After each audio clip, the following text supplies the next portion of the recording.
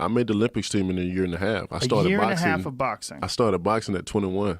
You know how fucking crazy that I is? know. So a year and a half of boxing, you make the Olympic team, and you win a bronze medal. Mm-hmm.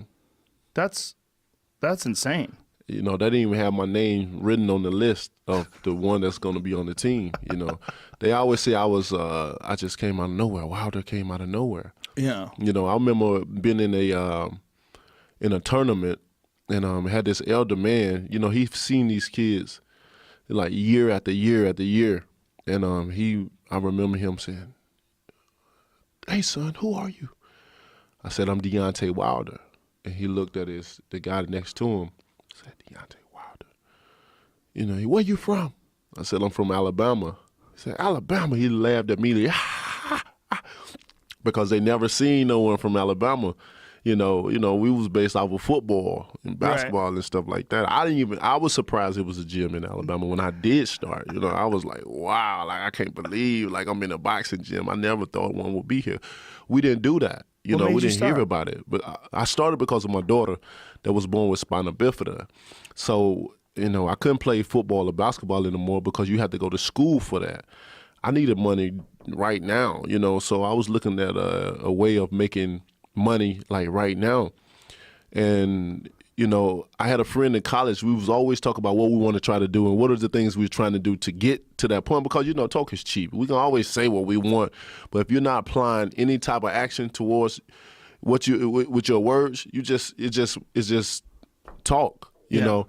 And he said he thought I should box. He thought I should start boxing. I thought it was a great idea as well too. He thought I should start, but only for the simple fact that I handle myself well streetwise. You know, nobody ever seen me just lose or get beat up streetwise. I was this quiet guy. I tell people I never look for trouble, but trouble always found me for some reason. And when I did release the anger, like it was even back then it was dramatic. You know what I'm saying? I kid you not. Even back then, I believe it. You know, and I could never calm down though. At that point, I was like the Hulk. I couldn't calm down. It took me a lot to calm down. Even if I would see blood, I still wouldn't calm down.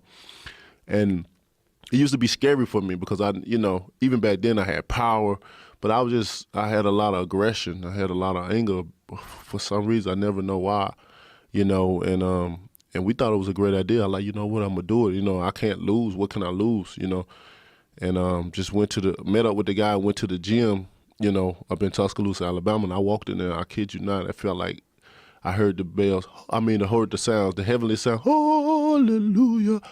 I swear, when I walked up in there, it was just the speed bag and the heavy bag being hit, and the conversations, and then the guys sparring, and my eyes is everywhere. I'm like, this is it.